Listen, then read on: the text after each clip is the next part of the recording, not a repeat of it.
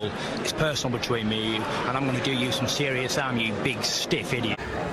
All right, Brendan Taylor here, True School Sports. I'm with Coach Anthony. I was sitting here eating some burgers, and I saw him in line, and he sat down, and he kind of gave me the rundown on what happened tonight with Raymond Ford and Kholmatov. So, Coach Anthony, just take the people through the whole fight. Like, how did you guys get to stopping Kholmatov in the 12th round?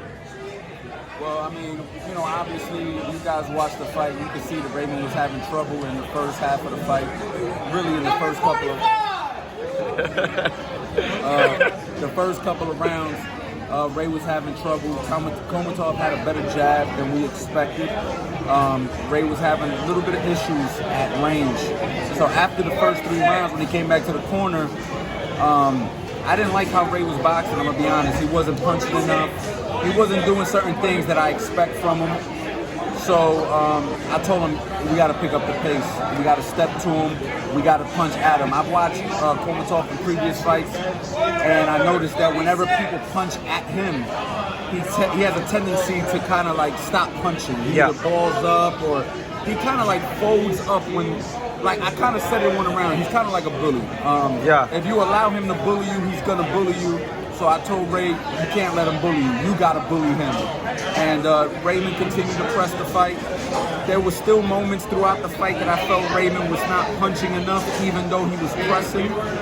So we encouraged him throughout the whole fight. You'll hear me if you watch the fight or if you watch the replay, me constantly letting him know, you have to punch more. You have to punch more. And going into the championship rounds, I let him know, you need to fight every second and every minute of this last 3 rounds. You need every minute, every second of the fight moving forward if you want to win this fight. And he hit him with a great shot in the 12th round, and he finished it, and by the grace of God, because there was only a few seconds left, you know what I mean? And if we would have went to decision, apparently we would have lost on 2 out of the 3 judges' scorecards. So, I mean, it was just a beautiful ending, beautiful moment for Raymond. Oh, for sure. One thing you were telling me before we started the interview was that Raymond Ford, in sparring, he's normally in the pocket. You got to actually calm him down, which to me is like shocking, because when you watch the film, you don't see him in the pocket like that.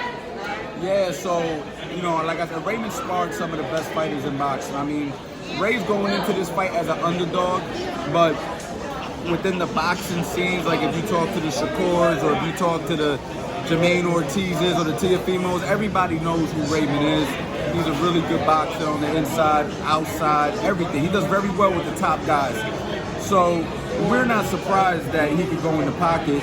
Timothy Bradley asked me if Ray had dog, and I say he does. I said sometimes I got to control him and tell him to box more, because he actually gets comfortable just going in the pocket. And the only thing I don't like about that is because you're putting yourself in a position to get hit. So we try to play it safe and box.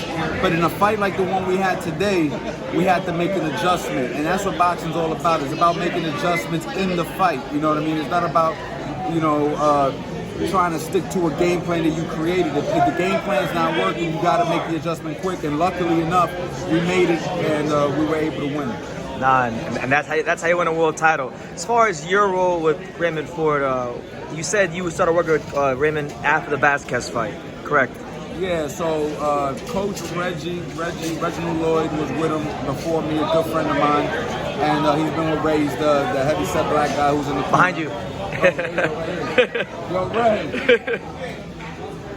And then he actually called me multiple times to help Raymond throughout his career.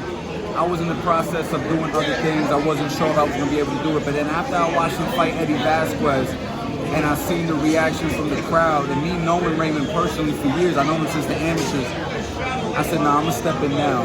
I didn't want to step in when he was on his high horse. I wanted to step in when he was at his lowest point. And since then, I'm not trying to toot my own horn, but since then he's had great performances since. And, we don't believe in coincidences, you know what I'm saying? Of course. Yeah. Well, Coach Anthony, I don't want to hold you up because I'm sure you got to run, but any final message you want to give to the boxing world about Raymond Ford and just what happened tonight, or yourself? Or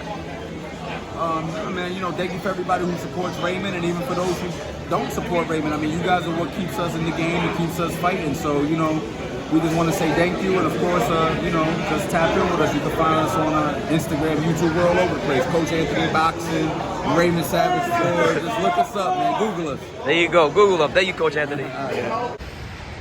Thank you for watching another video on the untouchable True School Sports Empire. I'm at the Boxing Hall of Fame out here in Canterbury, New York.